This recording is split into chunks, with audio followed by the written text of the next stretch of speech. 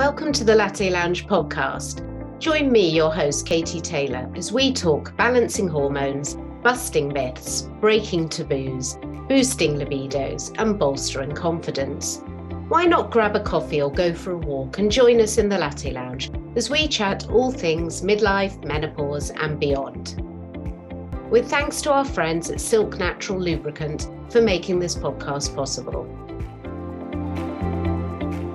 In this episode, I'm delighted to be joined by celebrity hairdresser Michael Douglas. So many women experience hair loss and hair thinning during our midlife years and during menopause, which I know can really impact on self-esteem. So this episode is an important conversation to have. We're going to be discussing what changes happen to our hair as we age and get Michael's expert advice on how to best protect, cut, and style our hair. We'll also be discussing the treatment options that will and won't work to save us all wasting valuable time and money on products that don't make a difference and could even make things worse. You may have seen Michael on TVs This Morning, GMB, or on The One Show over the years, or perhaps listened to him on his podcast, Making the Cut, which he co-hosts with his partner, TV presenter and menopause campaigner, Davina McCall.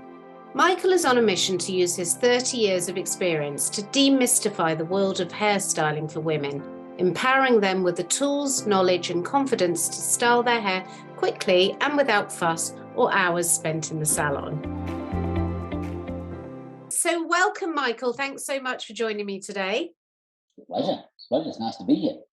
So, look, hair loss and hair thinning in midlife is really common, isn't it? And I just wanted to ask you, perhaps, what are some of the main differences that you see in a woman's hair who's in her 40s, 50s, perhaps compared to when, they were in their 20s and 30s?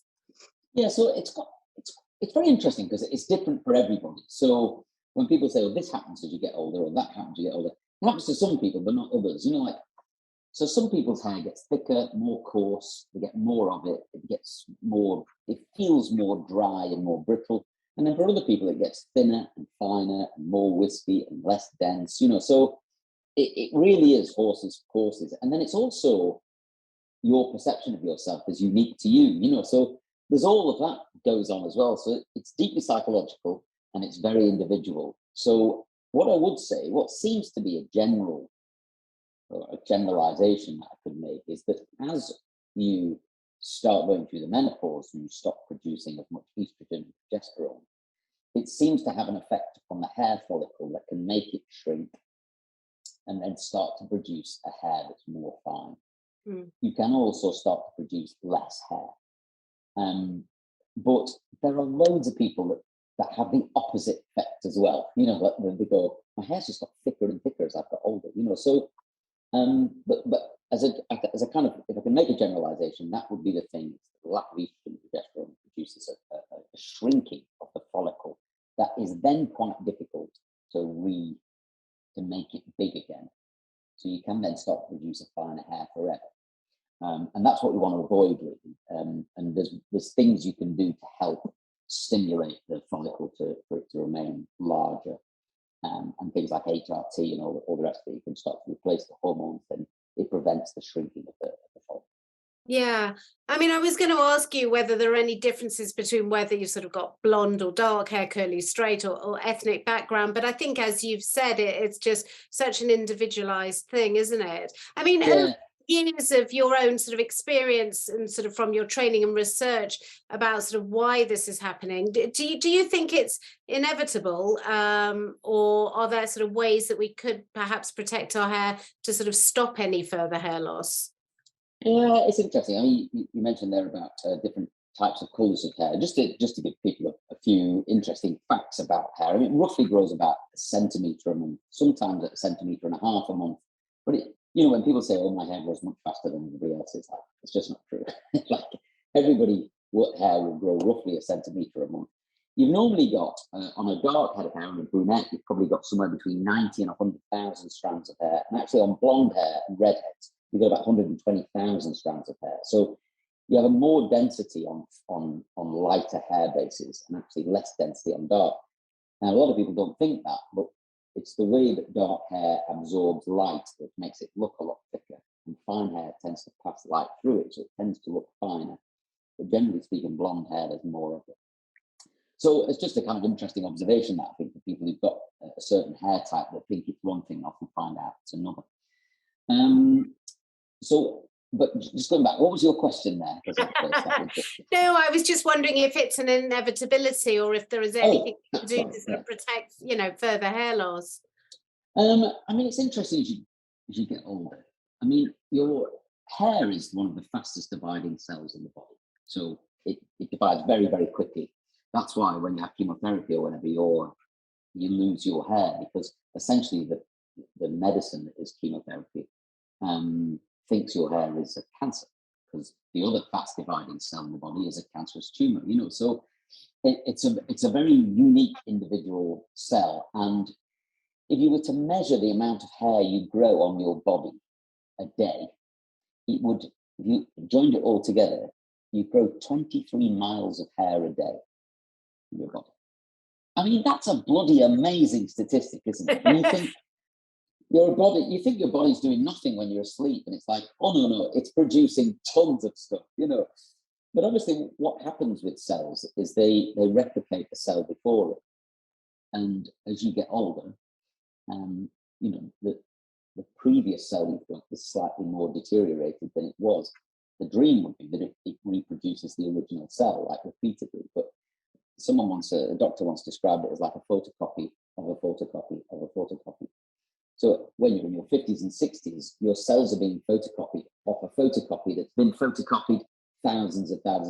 It's just deteriorating more and more. So your hair with this very fast dividing cell is deteriorating as well, which is why it loses its color quite easily, and it can change in structure and size and become more brittle or more coarse. So it is an inevitability. Your hair is ultimately a sign that you're aging. And I get a lot of people say to me, I fancy going up grey all over. I want to grow my colour out and go grey. Will it be aging? And you think, well, grey hair is a sign of aging. I'd like to say no, but yes, having grey hair is a sign that you're getting older. So I think there are things that it's hard to avoid. That there are signs of aging. The big question is, how confident you feel about how old you look and how old you are. And then what steps are you prepared to take in order to kind of negate that? Do you want to have a facelift, or, do you want to colour your hair all the time? Do you want to spend lots of time getting it blow dry? Because there's loads of ways. So Davina's a really good example. I've been blow drying Davina's hair since she was probably 28 years old. She's now 55. So she's been a brilliant case study for me. I get to see this evolution of somebody's hair, having had 3 children, a divorce, the menopause, HRT, there's so much content in her hair for me. It's a great thing to look at. But, I can make her hair look like it did when she was 28 with a decent blow dry, some products, hair colour.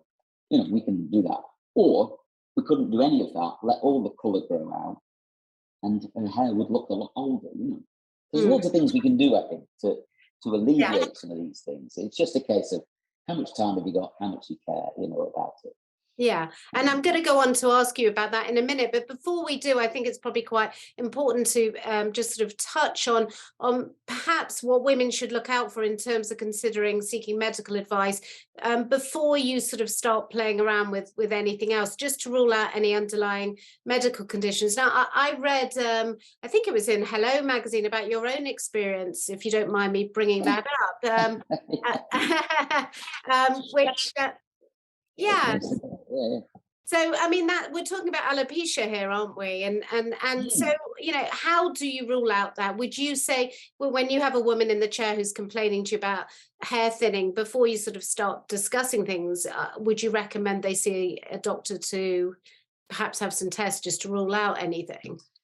Yeah, I mean, it's a worthwhile investment. If you're really worried about it, go and see a trichologist. You can go to the website, the Institute of Trichologists, .uk or something like that, one of the websites. You can have a look, and they've got a list of all the certified ones you can see.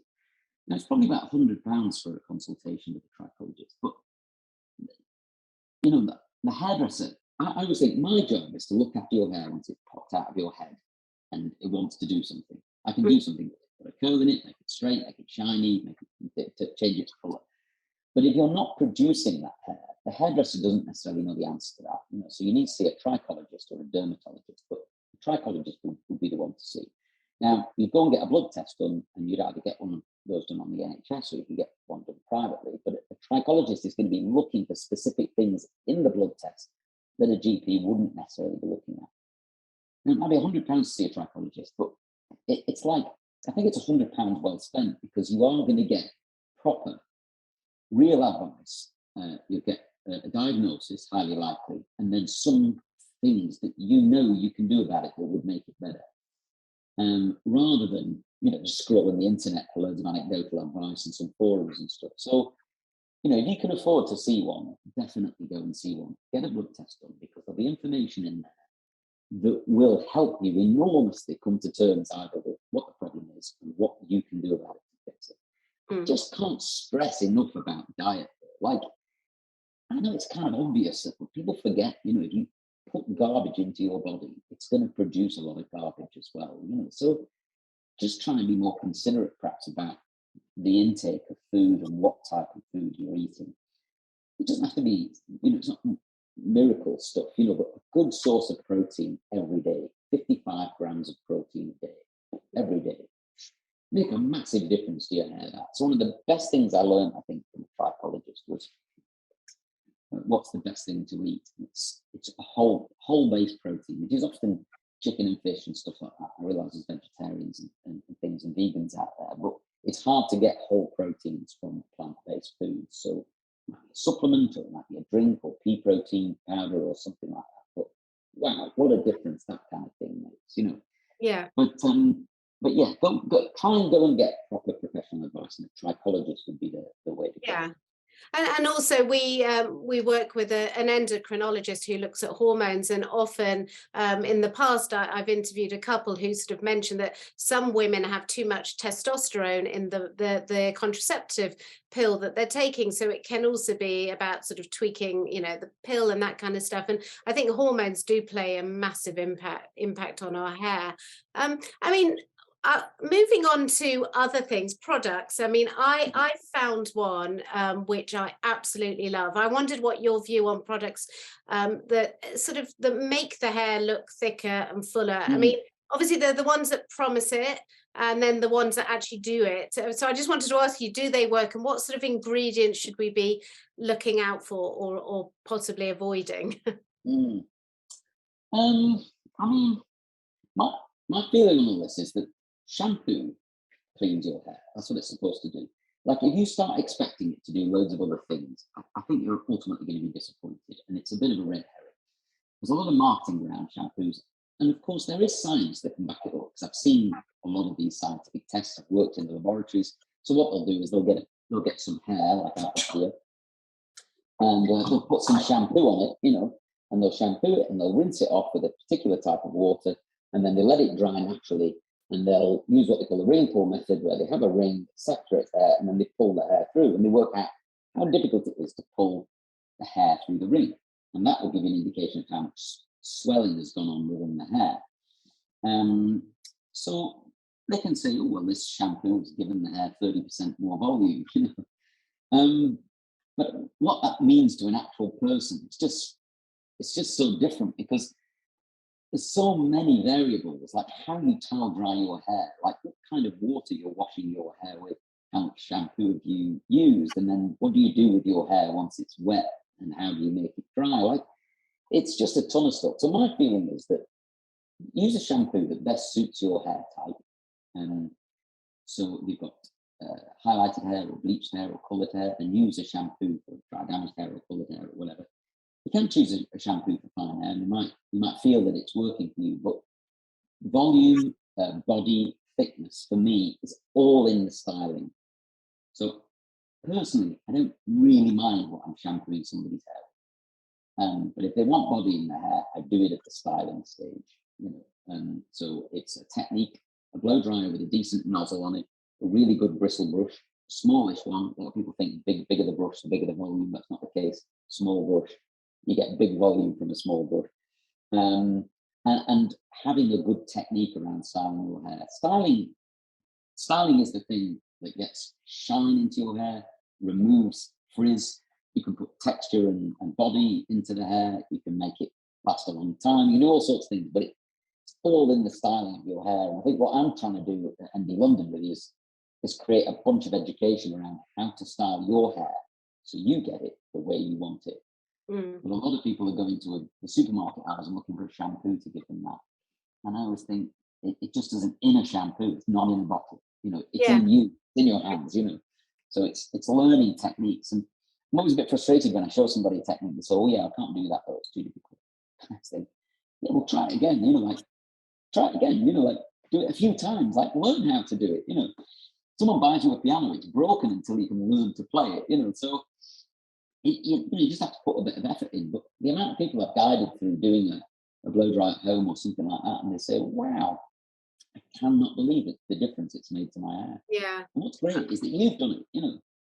No, I mean, I was going to ask you what sort of strategies you use sort of in terms of making your hair look or feel fuller, you know. I mean, let's talk about sort of cut and styling. Is there sort of some, you know, when we're chatting to our hairdresser and we're saying, look, we just want it to look a bit fuller and a bit more body, are there any sort of, I don't know, sort of techniques or terminologies we should be using? Yes, well, layering is one that I get asked a lot about, which is like, should I get layers in my hair? And of course, the answer is that, like, it depends on so many things. So if you think, so if you take a bob hairstyle, it's usually all one length. So the hair grows from the top of the head, and it's all cut at the same length at the bottom. So all the hair gathers at the bottom. So what you can get is all the thickness at the bottom. And if you've got fine hair, it's brilliant because it creates thickness, right? So a lot of people with fine hair say, what's the best thing for me? And I can say, get a bob. It's the best thing. You know, your hair will look thicker and fuller. And they said, well, my hairdresser says layers will make it look thicker and fuller. And what layers will do is it takes hair out, not off the length, but off the internal bit of the hair cut. Now, it makes it easy to put body in to layered hair, but you lose all the thickness at the ends because all that hair that was congregating at the ends is no longer there. It's now, it layers up the rest of your hair. So layering the hair can often make it look thinner and more wispy if you've got fine hair. So it's not always what I'd recommend, you know. So it's very difficult to generalize. It's nice to have somebody in the chair and to say, okay, for you, this is what I think. I have to write lots of articles for magazines, lots of beauty journalists to say, oh, what face shape suits X, Y, and Z. I think, no, like face shapes don't matter. Don't get tied up in all of that. It's about you, you know. One of the things that's great about having been alive for a long time is you know a lot more about yourself and what you like and what suits you and what doesn't suit you. And I think you should have a bit more, you can have more self-confidence about things. You know, if you're a bit unsure about what you like or don't like, then say it, you know, to the hairdresser. You know more about you than anybody else does. So, you know, I was slightly careful who you take advice off in that sense. It really is about finding a hairdresser that you really trust and you have good chemistry with. I'd say 90%, maybe not 90%, but like 80% of my job is connecting with people properly, trying to be honest with them, and you know, and then be honest with you, you know, and then you find this brilliant chemistry where you can get things to work, you know, for each other. Absolutely. Now, look, other things that a lot of women in our Facebook group sort of ask about is hair extensions or hair pieces that to help hair look thicker or fuller, sometimes just for a special occasion, like I don't know, a wedding or a party or every day, just to give them a bit more confidence.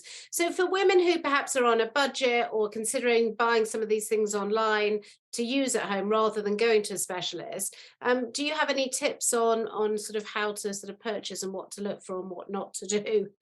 Yes, these are great. I mean, I'd love to start manufacturing some simple hair wax for people because they fix a whole bunch of stuff. And I've got clients in here, celebrities and actors and stuff like that. And I make for them 4 clip-ins that just go above the ear on either side of the head. What's interesting is at the back of your head, hair grows out of it all the way from the crown all the way down to the nape. But at the side of your head, it only grows half of the distance because you've got your ear and your cheek, right? So hair is always thinner at the front here because you've got half the amount of hair essentially here than you have at the back.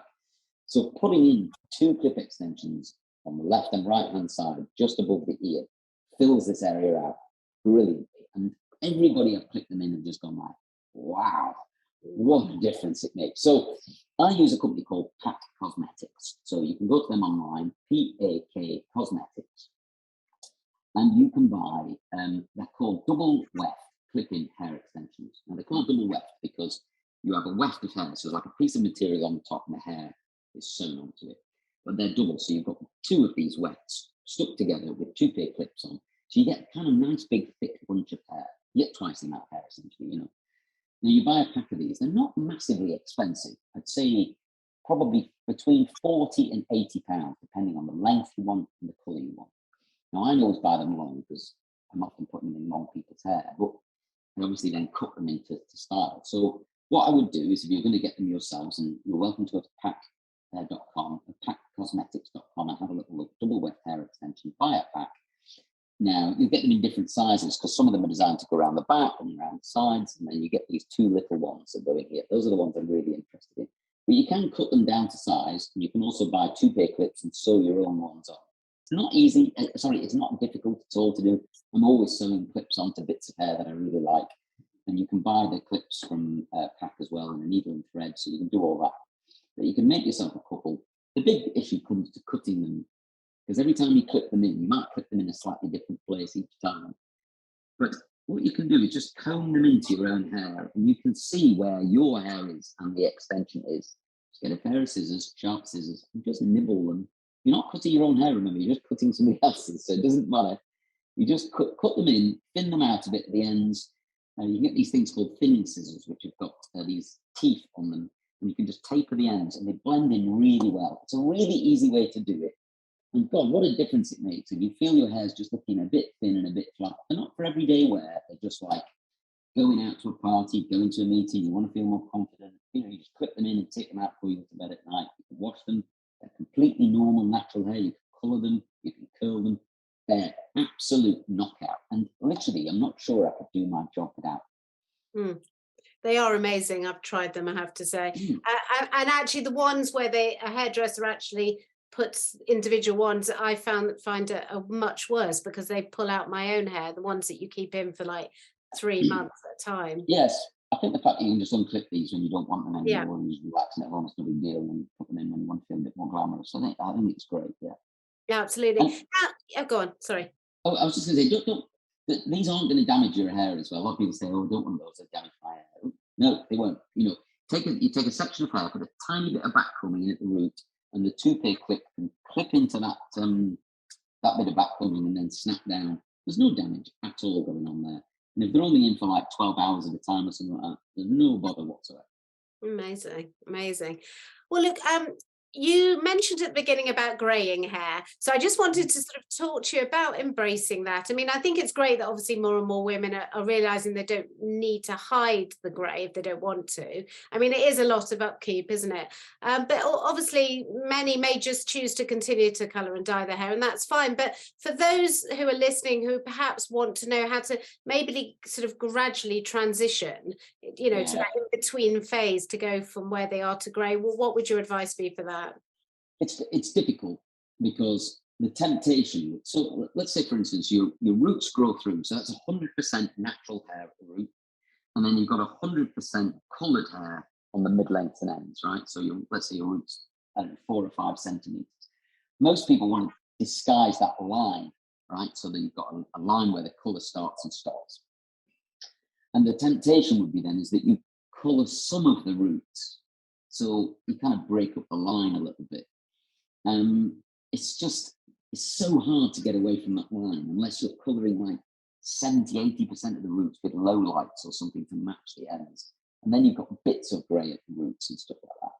That's the kind of option, but you've then got to grow out that highlighted bit, so you're endlessly kind of chasing your tail with it, really. So my advice really is to grin and bear it and just grow it. You know, there'll be lots of hairdressers, I think, that will talk you into getting a colour because they'll make them a bit of money, and you know, they might ease you through the transition, but you're elongating the transition enormously. So you'll remember at the beginning I said your hair grows about 1 centimetre to 1.5 centimetres a month. You can do the maths about how long it's going to take for your grey hair to go through. Dawn French is obviously a famous client of mine, and in lockdown she just decided, you know, screw it, I'm not colouring my hair anymore, I just can't be bothered. So she cut all her hair really short. So she grew it out for like 3 or 4 centimeters and then decided to just put all that colour out. So she was short cropped and grey.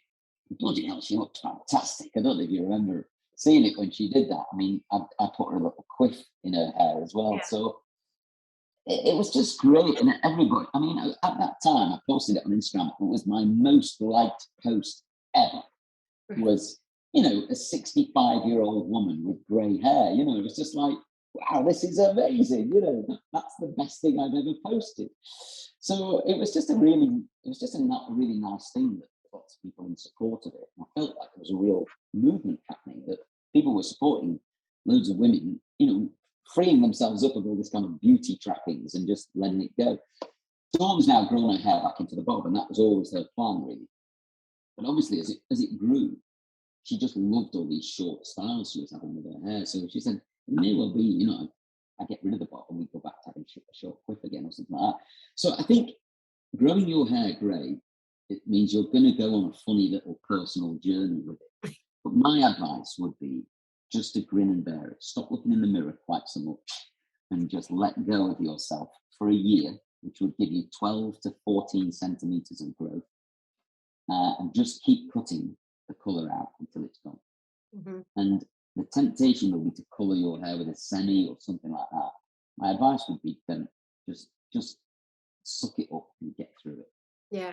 And when it is grey, is it coarser and drier or not? Or is it just the same as if it was coloured? I think it can feel that way. And I often say that when I say what's the condition of your hair? And what I mean by that is, how does it feel? Because I think you can have virgin hair, so hair that's not been chemically treated or blow dried or anything like that, and therefore is in very healthy condition, but it feels dry. So, but it's not actually, it just feels it. It feels coarse and thirsty, but actually it's just not just the way it feels. So there's 3 layers of the hair. The surface layer is the cuticle layer, and then the inside of it is called the cortex, and there's a bit in the middle called the medulla. The cortex is what housed all the colour pigments and everything. And as you stop producing those colour pigments, the cortex changes a little bit. Now, I don't know the science behind how it changes, but the white hair, the cuticle layers on the white hair start to feel more rough and more coarse. But it doesn't mean that the hair's dry or porous. It just feels that way. So, yeah, it can be tricky. But, I see lots of people that have gone grey and the hair was silky, soft and lovely and, you know what I mean, silvery, So it's horses for courses, really. It's different for everybody. Yeah. But if your hair is feeling really thirsty and really dry, then just treat it with a really good conditioning treatment. There's one from OGX that's cheap as chips, $6.99. Coconut miracle oil, it's called. You get it in a tub, and you'll get it at all the supermarkets. It's the best thing I've used at that price on the market anywhere. In fact, not just at that price, like one of the best treatments you will find out there. It's just really good. Get it on your hair 10, 15 minutes a week, or every 5 shampoos, put a treatment on. And your hair will feel the benefit. Essentially, the surfactants attach themselves to the surface there and act like a fake cuticle, but a much smoother one than the one you've got. So that's it's a nice little tip, that just for making your hair feel a bit more soft. Yeah, absolutely. Now, we've talked about going grey, but on the opposite side of the spectrum, I mean, what's your advice if women do still want to keep dyeing their hair and keeping it healthy, especially as we age? Obviously, it does need to sort of be dyed more often. I mean, are there sort of products, ingredients to use or avoid to protect our hair? No, I mean, most of the box dyes, in fact, all of them really, that are in the supermarket, for instance, are using the same chemical compounds and the same science and everything that you get in the hair salon. So, don't be kind of fooled into this idea that because it's on a supermarket shelf that it's somehow much more terrible for your hair. It isn't. It's 6% peroxide. There'll be some ammonia in there, and there'll be paradise in there, and the process is exactly the same.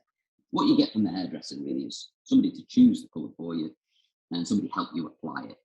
And then there's obviously lots of benefits that go with that, But so don't worry about that too much. If you're just colouring grey hair and you're making it brown, there's so little to worry about. There's so little effect that it has on your hair. The way colour works is it opens the cuticle scales of the surface of the hair, and then the colour seeps into the cortex. It swells up and gets locked inside. So every time you colour your hair, you open the cuticle layers a tiny bit, and that is arguably what you call damage to the hair. But you have to open them a lot to damage the hair a lot. You know what I mean? So colouring your hair with permanent colour every 6 to 8 weeks, nothing to worry about. And so I don't get too tied up in that. The more you lighten your hair, the more damage you're causing to it, because you're essentially decomposing the inside of the hair. So if you've got a mixture of blonde hair and grey hair, for instance, and you're putting lots of bleach on it and lightening it a lot, and you know, if you weighed a strand of bleached hair, it would probably weigh about 2/3 less than the weight it would have done before it was bleached. Just to give you an idea of how it kind of rots the inside of it. It gives you a nice blonde colour at the same time. You know? So yeah. Yeah, I think, I mean, I think that's actually quite reassuring, because I always think, I've been dyeing my hair for forever. You always worry you're going to dry it out. So I'm sure for anyone listening, I think that's pretty reassuring. Look, I don't want to keep you too much longer. You've been amazing. But as I mentioned in the intro at the beginning, obviously, and you mentioned yourself, your partner is Davina McCall, who's been the most fantastic advocate for menopause awareness and discussing her own symptoms. Obviously, for those of you who are listening, you may know that she was also in our Latin Lounge Midlife Festival last October. I will put the link to the show notes, anyone that wants to watch that. But I imagine, I mean, you mentioned at the beginning that being Davina's partner, during this time in her life, you must have learned a lot about the menopause yourself and how it can affect women. I mean, both emotionally and physically. You're probably the most clued up man on the planet right now. So has this understanding and awareness really changed how you approach clients who might be going through the menopause? I mean, do you ever sort of talk about it in the chair to a woman if you think, oh, you know what, she might be, especially about that sort of confidence issue? Yes. I think, like a large part of my job is trying to get people to feel a lot more confident about themselves, So although it's hair, it's more than that, really. It's a bit of psychology and there's all sorts of things. And of course, I think there's something in the fact that I'm a man and I'm largely dealing with women that, it's not like using flattery, but saying something nice and encouraging and everything. I can't remember, I listened to any, psychologist online that just said people need so little encouragement to be encouraged, and to say to somebody, we should try and do your hair a bit like this, I think you'll look bloody great. Like, really? It's like, well, let's do it and find out, and just this kind of, what I like to create is, again, a very free space here at my studio, that if somebody comes here, then, it's confidential, and whatever they say, is to be trusted, and if they want to talk about anything, they can, and I try and create an environment where we can do that. But I would have, I learned this quite young, talking to men who were losing their hair, really, is that people who were going bald sat in the chair, and they're clearly doing a comb over, but don't want to talk about it, and I'd say, what are you doing with this comb over bit? What do you want to do with this? And you'd be like, I have no idea what to do with this. Like, they don't want to talk to anybody about it. They don't want to go anywhere near it. But what I learned is that actually, you just open the door for them, it all comes pouring out, and they say, like, what should I do? And I say, well, we'll get rid of it for a start. We've got to cut this off now. And, you're losing your hair. It's no big deal. You've got loads of other great attributes, I always say, men are losing their hair, I always say, get the best orthodontist you can find. If you've got great teeth, nobody cares about your hair. They're too busy looking at your teeth. But there's loads of other things you can do. So, and it's the same thing, I think, when I know women who are of a certain age and they're suffering with their hair and their thinning. It's no problem at all for me to say, are you going through menopause? Do you feel like that started? Are you having any symptoms? And it's just a great icebreaker, actually, for somebody to feel, very, very happy to then say, yeah, I really think I am. I don't know what to do about it. And I go, well, read my girlfriend's book. I just happen to have a copy. Yeah. But I often find with subjects that can be awkward, that if you can open the subject, to be talked about, most people are absolutely relieved by it. I've probably had a couple of people look a bit insulted. Yeah, well, people always will be. And look, I think what's important is, I mean, we always give out a symptom checklist to women who come to us, is that a lot of women don't even realize that hair thinning has got anything to do with menopause. So opening up these conversations and having men like yourself and my fabulous husband really well informed just means it just makes life easier for all of us. So look, Michael, it's been amazing having you on. Before I let you go, two things. Any final tips or advice to leave our listeners with? Well, look, I do a hair clinic about once a week, roughly, if I've got the time, on my Instagram page with MD London. So last night I did one with Eva Proudman, who's arguably the greatest trichologist in the country. We did 45 minutes last night on my Instagram page, and it's there for you to go and watch. And it was just on hair loss, hair thinning and hair loss, and some of the things that you can do that make a massive difference. And this is not advice out of my mouth, but advice out of hers. So topical products that you can put on, good things to eat, things to check for in blood tests. That's all there from last night. Now, I've done probably 5 of these with her over the last 2 years. So you can go back to my Instagram feed, and there's tons on hair loss. On the website, mdlondon.co.uk, I've made videos with Eva Proudman. We've done one on menopause, one on cancer and chemotherapy and the effect that had, age-related hair loss, female pattern baldness, stuff like that. So although I'm selling a hairdryer and hair tools, what I want to try and do is build a community of people where we've got advice for all worries about your hair. You can come to the website and it's free information, free advice. And what's great about a lot of people say, why is it free? Is that I learned so much from getting this advice that it's, in some ways, I'm being rewarded all the time. I'm learning so much. But Eva Proudman is a brilliant trichologist, and that would be my big advice to anybody. If you want more in-depth detail about some of the things I'm talking about, then go onto the Instagram page or go to the website and just have a look at some of the stuff we've got there. It's really good. And give Eva Proudman a follow, actually, if you're interested, because she's superb on this subject.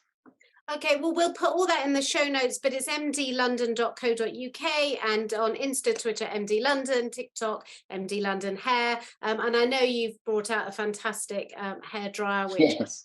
I've seen you use a lot, and I'm very, very curious. I'm definitely going to have a go. But really appreciate you joining us today, Michael. And for everyone listening, I hope you found that helpful too. So take care, everyone, and have a good day. Bye. Thanks so much for listening to the Latty Lounge podcast. If you've enjoyed this episode, it would mean a lot if you could subscribe wherever you're listening so you don't miss an episode. And finally, before I go, I just wanted to remind you to check out the episode show notes for all our extra resources. You'll find links in there for our free Facebook group and our free symptom checker, so you can track your own symptoms against a list of the 34 most common symptoms of perimenopause and menopause. See our show notes for more. This podcast was sponsored by Silk Natural Lubricant and produced by Emily Crosby Media.